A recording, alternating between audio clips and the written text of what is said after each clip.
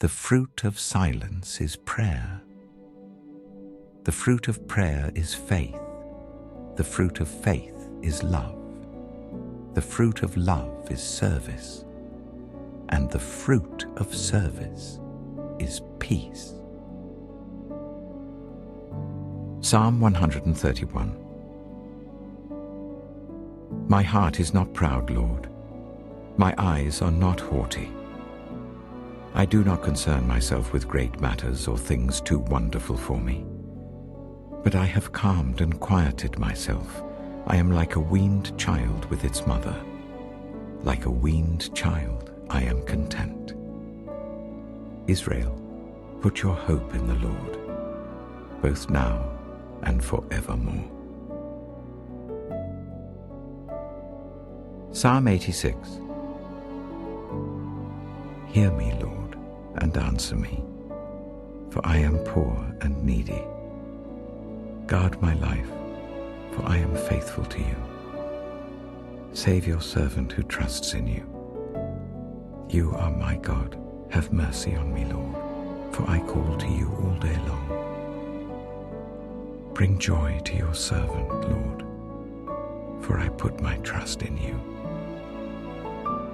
You, Lord, are forgiving and good, abounding in love to all who call to you. Hear my prayer, Lord. Listen to my cry for mercy. When I am in distress, I call to you, because you answer me. Among the gods, there is none like you, Lord.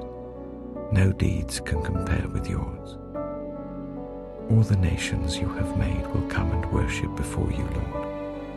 They will bring glory to your name. For you are great and do marvelous deeds. You alone are God. Teach me your way, Lord, that I may rely on your faithfulness. Give me an undivided heart, that I may fear your name. I will praise you, Lord my God, with all my heart. I will glorify your name forever. For great is your love toward me. You have delivered me from the depths, from the realm of the dead. Arrogant foes are attacking me, O God. Ruthless people are trying to kill me. They have no regard for you.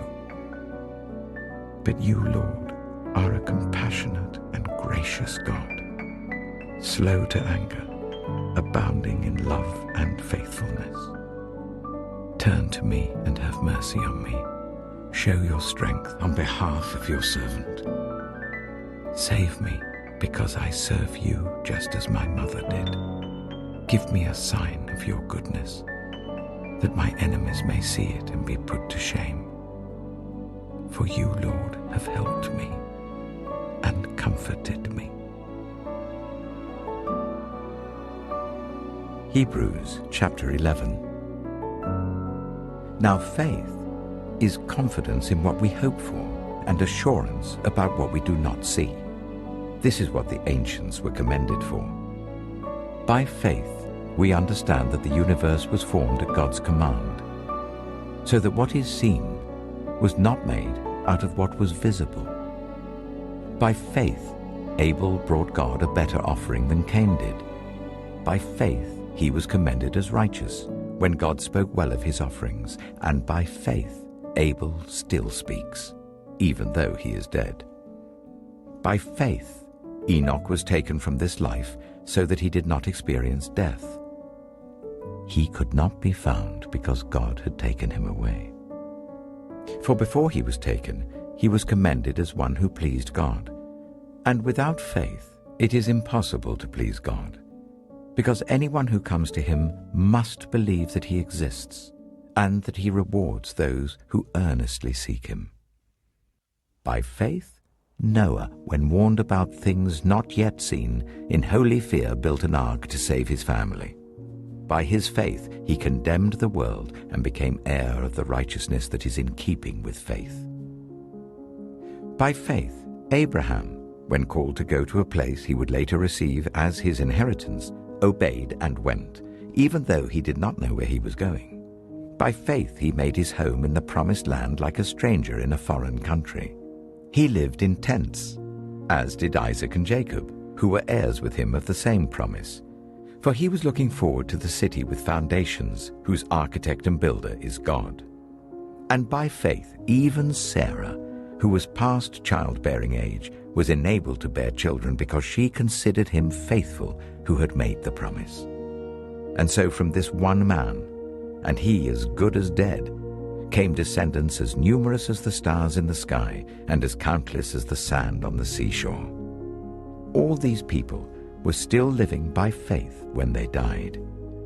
They did not receive the things promised. They only saw them and welcomed them from a distance, admitting that they were foreigners and strangers on earth. People who say such things show that they are looking for a country of their own. If they had been thinking of the country they had left, they would have had opportunity to return. Instead, they were longing for a better country, a heavenly one. Therefore God is not ashamed to be called their God, for he has prepared a city for them. By faith, Abraham, when God tested him, offered Isaac as a sacrifice. He who had embraced the promises was about to sacrifice his one and only son, even though God had said to him, "It is through Isaac that your offspring will be reckoned." Abraham reasoned that God could even raise the dead, and so, in a manner of speaking, he did receive Isaac back from death. By faith, Isaac blessed Jacob and Esau in regard to their future. By faith, Jacob, when he was dying, blessed each of Joseph's sons and worshipped as he leaned on the top of his staff. By faith, Joseph, when his end was near, spoke about the exodus of the Israelites from Egypt and gave instructions concerning the burial of his bones. By faith, Moses' parents hid him for 3 months after he was born, because they saw he was no ordinary child and they were not afraid of the king's edict. By faith, Moses, when he had grown up, refused to be known as the son of Pharaoh's daughter. He chose to be ill-treated along with the people of God, rather than to enjoy the fleeting pleasures of sin. He regarded disgrace for the sake of Christ as of greater value than the treasures of Egypt, because he was looking ahead to his reward. By faith he left Egypt, not fearing the king's anger. He persevered because he saw him who is invisible. By faith he kept the Passover and the application of blood, so that the destroyer of the firstborn would not touch the firstborn of Israel.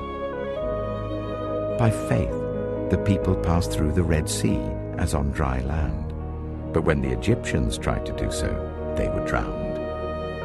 By faith the walls of Jericho fell after the army had marched round them for 7 days. By faith the prostitute Rahab, because she welcomed the spies, was not killed with those who were disobedient. And what more shall I say? I do not have time to tell about Gideon, Barak, Samson, and Jephthah, about David and Samuel and the prophets, who through faith conquered kingdoms, administered justice, and gained what was promised, who shut the mouths of lions, quenched the fury of the flames, and escaped the edge of the sword, whose weakness was turned to strength, and who became powerful in battle and routed foreign armies. Women received back their dead, raised to life again. There were others who were tortured, refusing to be released, so that they might gain an even better resurrection. Some faced jeers and flogging, and even chains and imprisonment.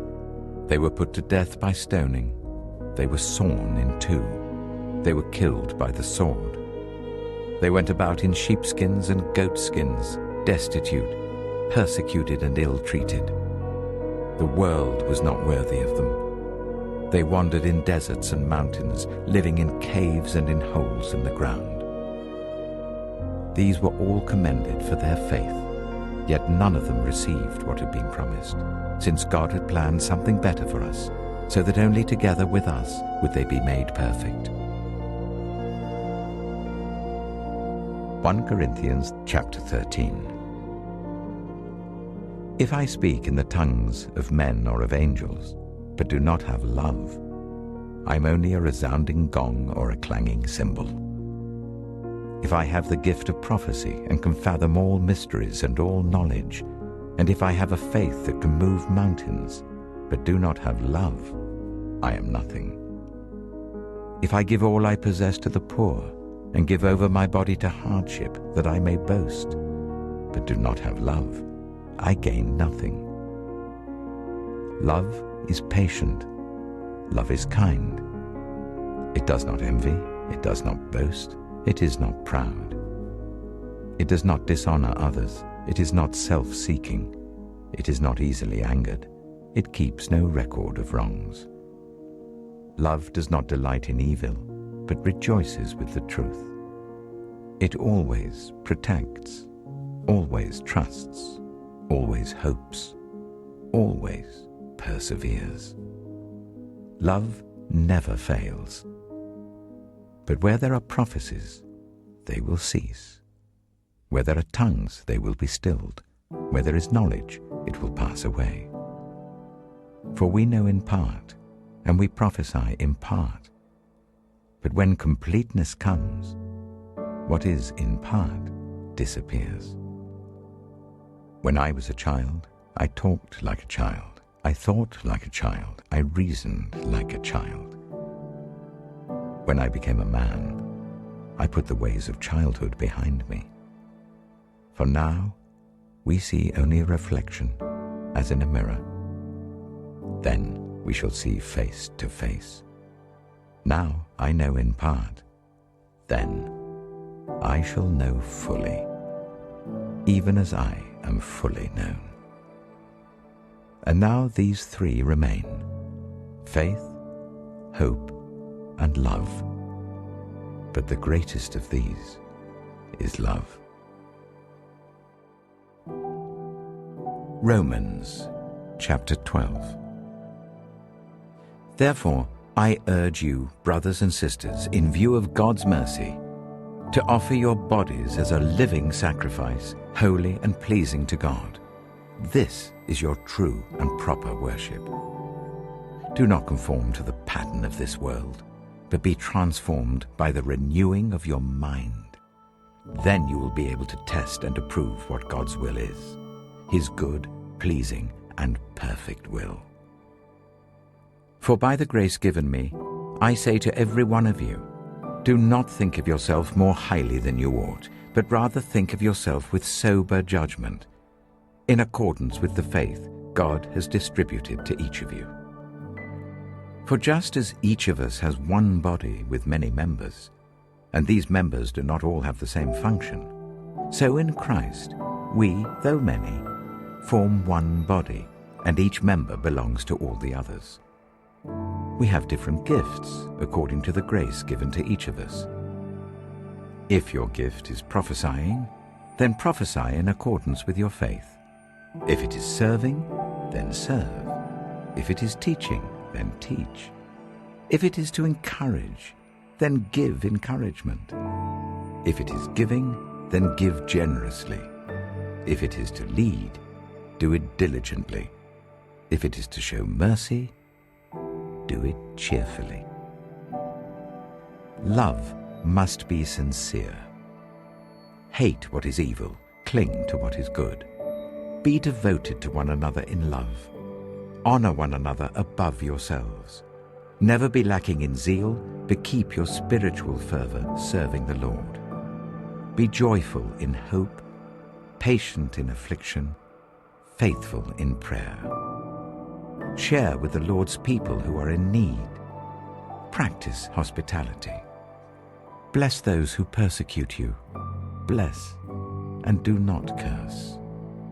Rejoice with those who rejoice. Mourn with those who mourn. Live in harmony with one another. Do not be proud, but be willing to associate with people of low position. Do not be conceited. Do not repay anyone evil for evil. Be careful to do what is right in the eyes of everyone. If it is possible, as far as it depends on you, live at peace with everyone. Do not take revenge, my dear friends, but leave room for God's wrath. For it is written, "It is mine to avenge. I will repay," says the Lord. On the contrary, if your enemy is hungry, feed him. If he is thirsty, give him something to drink. In doing this, you will heap burning coals on his head. Do not be overcome by evil, but overcome evil with good.